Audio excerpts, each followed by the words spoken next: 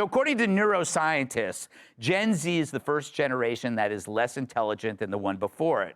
And that's saying something since the previous generation ate laundry detergent.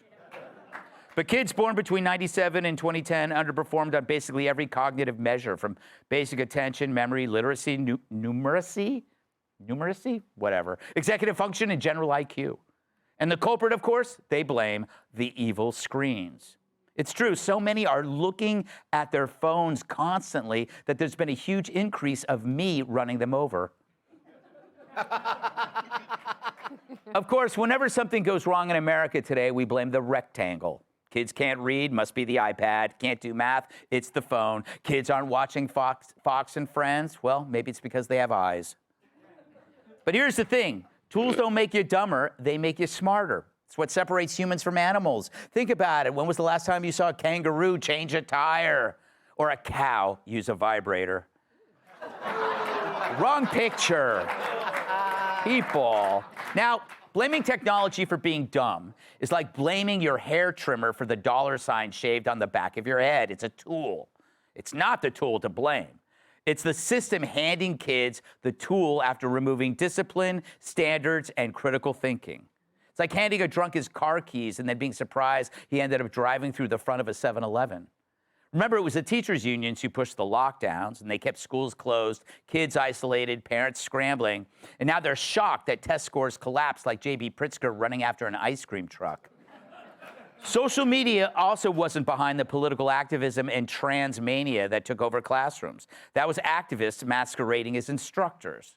So now we hear from the same experts saying, wow, these kids are behind, must be Instagram. No, it's because you replaced education with identity and made victimhood a path to recognition. Look, an iPhone has never told teens to walk out of class to protest something they can't even define. And an iPad didn't tell teens that gender is fluid and math is racist. Schools did, without any accountability. And the last time I checked, it wasn't the Republican Party running all that crap. It was Democrats and guys like this. But it's become the reflex to blame social media, perhaps as a way for those truly responsible to escape culpability. Meanwhile, look at what social media has accomplished. Musk's X provided the avenue for truth tellers to expose narratives as they took shape. Remember when they said videos of a bubbling Biden were deep fakes? It wasn't social media telling us that, it was the mainstream media.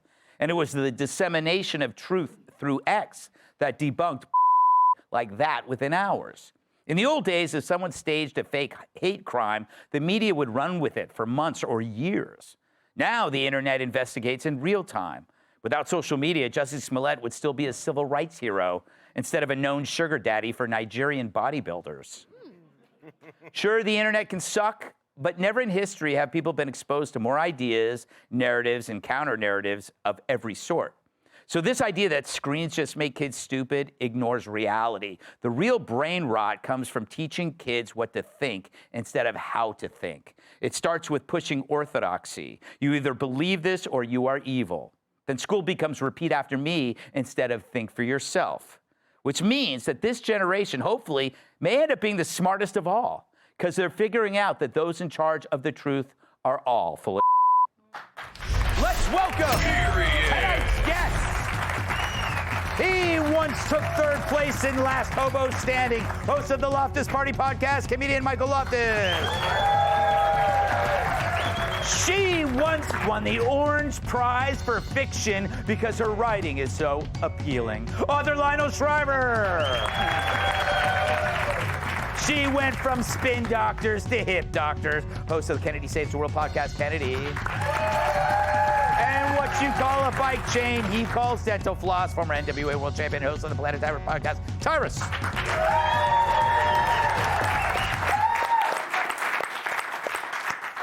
Michael, at the shelter where you stay, your only screen is a broken down Etch-a-Sketch. So I imagine it must be hard for you to understand a poll like this. What do you think is behind this rise in dumbness? It is. That's all we have is the Etch-a-Sketch. And you tap on it, nothing happens, and then Big Jerry shakes it, and you're like, I was watching that. This poll is terrifying. Mm-hmm. It's terrifying. Because they say it's the first time in history that, like, this generation is dumber than the previous one. But they're confident. And that's the scariest thing ever, is like self-assured, stupid people. Right. And then you're like, how long has this been going on? It might have been going on for a while. We're just stupid to realize it. Yeah. Right? And then I start thinking, am I smarter than my dad? And I don't think I am. I remember as a kid, my dad would come up and he'd be like, if you keep doing that, you're going to go blind. Yes. And then I'd say, what does that have to do with anything, Dad? But it's all the school system. It's all the school system. I was so excited when Trump said he was going to get rid of the Department of Education. I think we were all excited. And then the Department of Education, people are like, well, how are we supposed to teach all these kids without money? And you're like, you're the Department of Education. If you can't figure it out, teach yourself how to do that. Use a word problem. I'm the Department of Education. I have 5 apples. I need to teach 80 million children. Figure that out. Equals. All right, that was good. So, Lionel, welcome to the show. Your first time here. I'm very excited. I love your writing. He said something interesting, Michael. He said that he doesn't think he's smarter than his parents. Is we kind of generational look at things differently? We think kids are dumber than we are. Are we right? Well, you know, there's that old joke, of which my father was predictably fond, about the kid who thought his father was an idiot. And then by the time he turned 25, the old man had learned an awful lot. I think a lot of intelligence is humility. And that entails acknowledging how much you don't know. And we're not teaching humility. We're teaching arrogance. We're teaching false confidence, self-esteem. And in order to become educated, you have to concede that you don't know that anymore. You know, you need it. And you have to receive it, and you have to make an effort. Right. But, you know, one of the things that really bugs me is it's not just the screen stuff. It's that the schools are not teaching information. We've devalued information because it's infinitely available to us on the screen. Right. So why would you need to know what's the largest number? I mean, like you hear these video box pops in Times Square. They'll ask, what's the largest number? And this young person will say, 100. Or come up with the name of a country that begins with U. Utah. Yugoslavia. So you're right twice now. Can't think of a country that begins with U, and they're in the United States. Now, this is just the case across the board, that people don't know anything, and they think that having the means to getting it is the same as knowing it. Yes, it's like I'm really good. I like to brag, Kennedy, that I'm really good at searching, like grabbing the right. I don't know anything, but I could find it out with one search term. Are you as pessimistic as Lionel is? Because you have daughters. I do. Are they smarter than you yet? In different ways, they are. And my parents were both really smart in different ways, where I have like an avenue of intelligence, which, you know, I didn't realize until I went to college, and I didn't go to college until late. And it was then that I realized, you know, to Lionel's point, I had this massive void. And it was so satisfying going to college when because I went in my late 20s after I'd had 2 careers, like I knew if college didn't work out, I would still be able to make a living. But I had areas where I had these massive deficits, and getting to fill them was such a joy.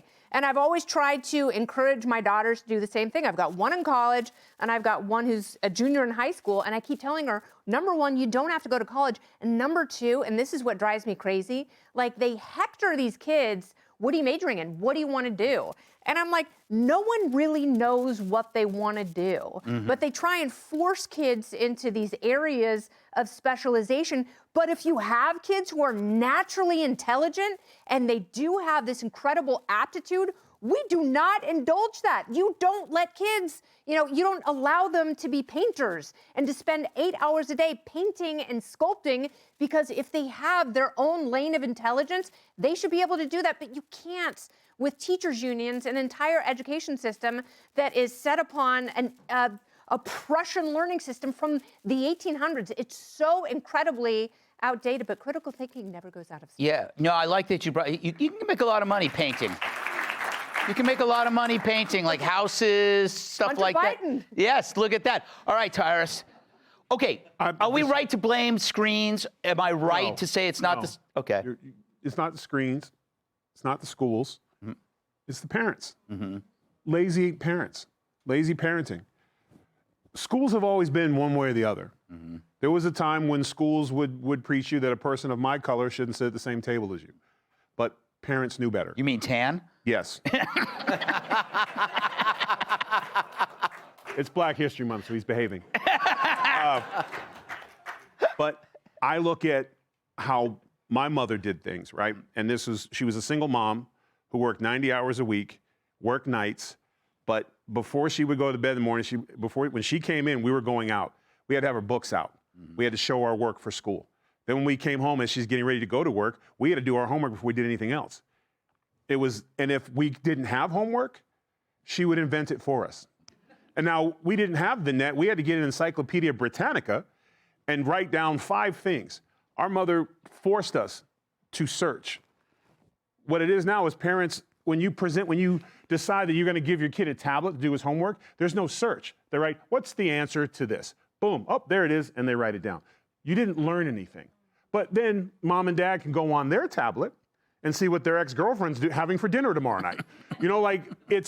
You can blame the system, but parents are not doing the work anymore because they're lazy, because they're being spoiled. And there's people like, I don't think that. You look at any grandparent and ask them, do you see the same effort of work on top of the stuff that you were doing? And things are easier now because, to your point, you can hit the magic thing and get all the answers you want, but no one's doing the work. Parents aren't doing the work. Prepare your kids. School helps, but mom and dad, or just mom or just dad, needs to sacrifice their own. Maybe you don't get to go out. Maybe you don't have happy hour. Maybe you don't get to go camp. Maybe you don't get to sit on and scroll on Instagram for 4 hours in your bathtub. You might have to get off your ass and show them how to do algebra. And if you don't know it, then maybe you take a class. But I'm saying parenting needs to be better. Hey, Sean Hannity here. Hey, click here to subscribe to Fox News YouTube page and catch our hottest interviews and most compelling analysis. You will not get it anywhere else.